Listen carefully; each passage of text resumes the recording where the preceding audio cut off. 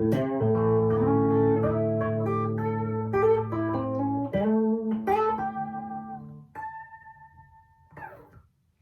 in this video we're going to be taking a look at how to play lead guitar solos using chords and not scales. This is one of them videos that I kind of don't expect that many people to watch, if I'm honest, but it is a common question that I'm constantly asked by lots of different people. I think Brian May had famously said that he doesn't necessarily think in scale shapes but moves across chords. And it's one of them things that a lot of people find confusing, because when we learn to play the guitar, we learn chords and we learn to strum them, finger pick them, and then when you progress on, you learn something like the pentatonic scale, and you can get quite adept at being able to improvise using the pentatonic scale. I remember when I first learned it, I think I learned the solo from Stairway to Heaven, and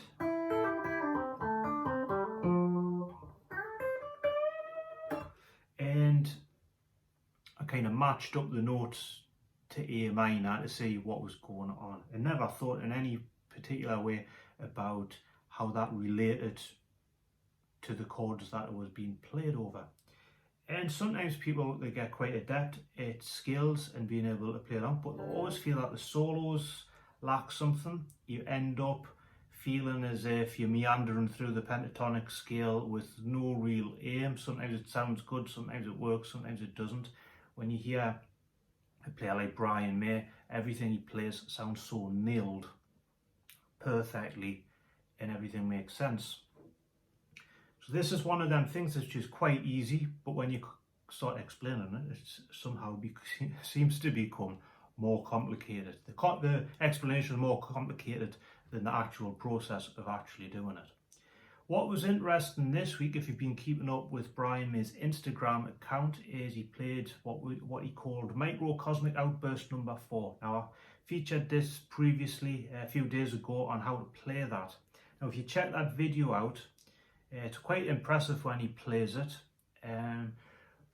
but one of the things which you'll notice is he plays an A chord and then he moves to what appears to be the A minor pentatonic or A blues scale, and he plays something like that.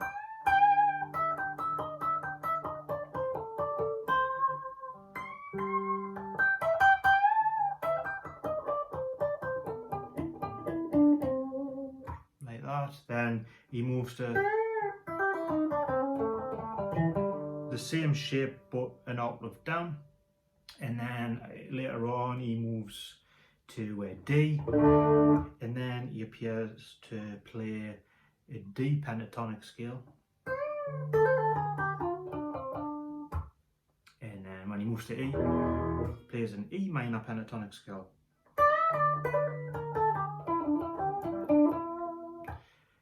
And that can be a little bit confusing as well, because you think, well, he's playing A major, but he's playing an A minor pentatonic. How does that fit? When he plays an A chord, he also seems to play A major, which again can seem quite confusing. So it's as if he's mixing between minor and major, and what does it all mean? And he seems to be using the same shape but in different positions. So if we take kind of common pentatonic scale shape, now I'm going to put diagrams on the screen, they're all different coloured dots, and I hope this doesn't confuse anyone. If I'm going too fast, slow the video down, rewind it and watch it, because it's difficult sometimes when doing a guitar lesson to know what pace to go, because you can be going too slow for some people, too fast for others. So, quite common pentatonic scale shape.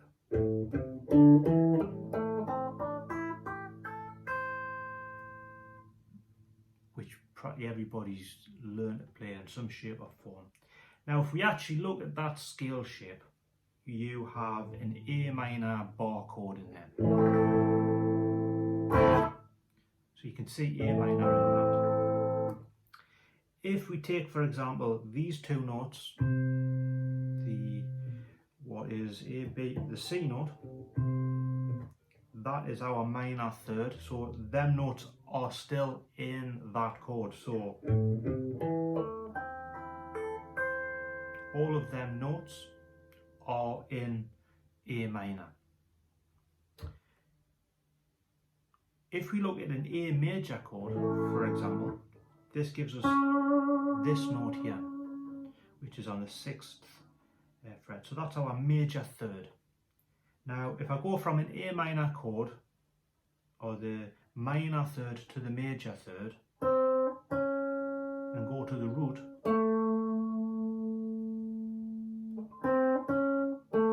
then I go to this note here, which is G, and then go back to the root. That is blues. Now that G, how do we know it's the 7th? E, B, C, D, E, F, G, 7. So if you look at a A7 chord, we'd have that note in it. We'd also have that note because that's also G as well. So if we actually look at the pentatonic scale, if we mixed A minor and A7 or A minor 7, the only notes in that scale that don't fall into them chords is this note here, the actual D note in this particular case. So everything else is within that. So when Brian May plays an A chord and then plays, it kind of still suits because he's mixing between the major and the minor. Then you can go to A and you can play an A major pentatonic scale, do exactly the same thing. So what you can do if you learn A all over the neck, which we're going to look at how to do shortly, instead of just meandering through them notes, we can know each part of the chord.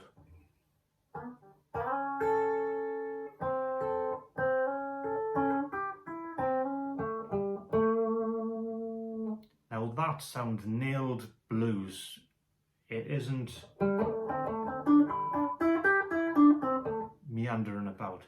We've picked out part of the A chord. I'm going from an A, the minor third, to the major third, to the A, the 7th,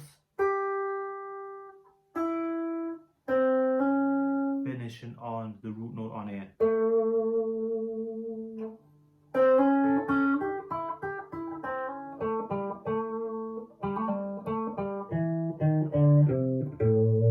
And I can pass through notes. Even on the blues note here, if I bend that up, I'm bending up to that note, which is in A further up the neck, which we'll look at shortly. But even on that,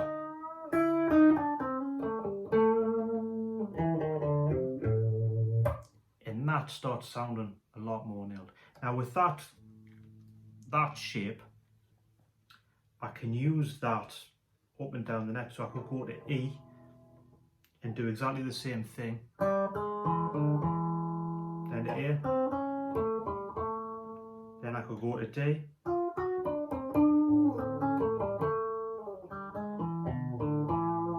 and that's essentially what Brian May was doing with that microcosmic outburst number 4. He appears to be playing in the same shape, but he's really just following A, E and D.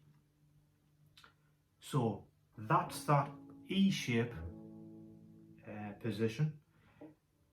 We can play around with that. Now if we go to an A chord, if we do that same A7, A minor, A major, that's A. Now I've put the box on the screen there. Again, all the blue notes are the notes that are within A. The green notes are the ones within A minor, and the red notes are the notes which are for A7. So we've got A minor. So again, if I go from the minor third to the major third, then I've got the red note there, which is the 7th, back again. The G, back to the 7th.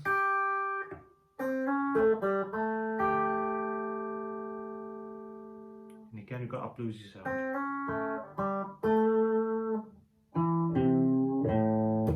So that C is within the A minor chord, and the C sharp is in A major. So when I bend that up, I'm still within A, going from A minor to A. So we'll see that in a lot of, time lower down.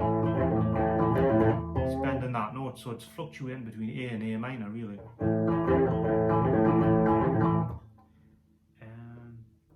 So that's the A. We can apply that to the rest of the neck. If we take that A shape, if we took it up to the A shape in D,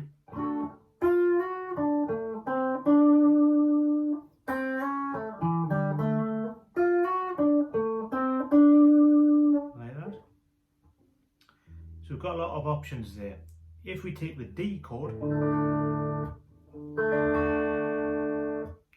again, chart on the screen, the green note is our minor third.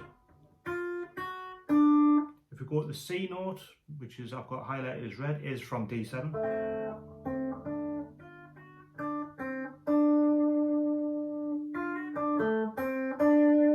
Again, sounds very bluesy, and it's fluctuating between D minor, D major, D7, back to D again. And we can do that if we take D up, D, D sharp, E.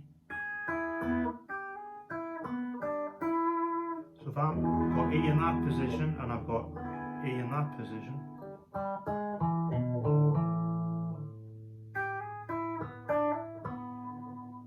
and I can do that, I think at the beginning of the video when I went. So I've got a D-shaped chord playing A on the 9th fret. If I change that from D minor,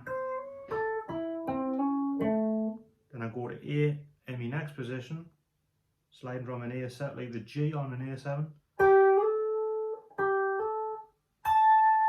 and A on there. So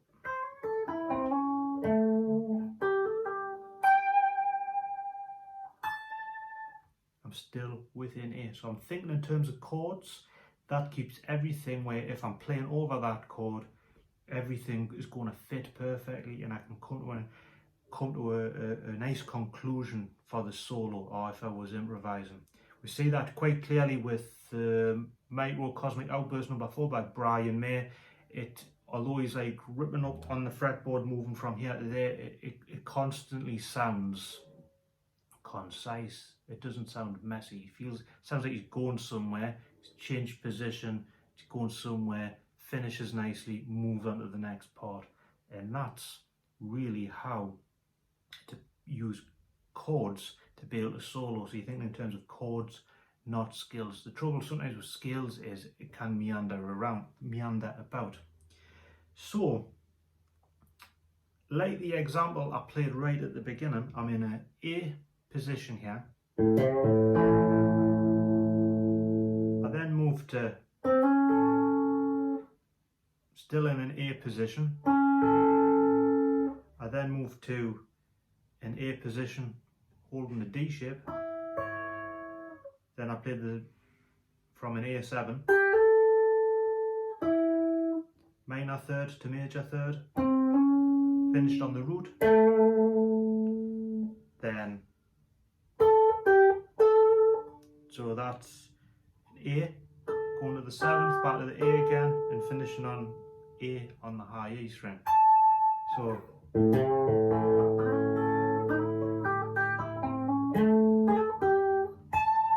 So, to reiterate, if we pick A in that position, A in that position, and A in that position, and A there, and A there,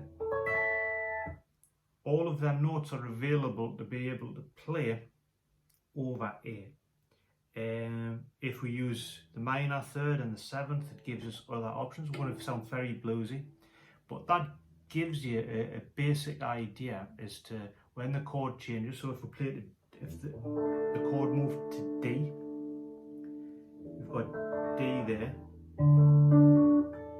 and D there.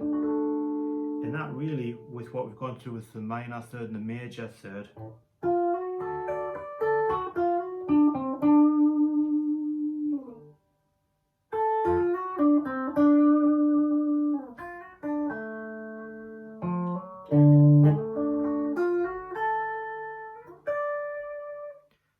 that's really off the top of my head. I didn't want to be overly rehearsed for this one, because a lot of times you might be wanting to improvise, and it's really about using that ideas to come up with your own ideas, not just to be able to copy.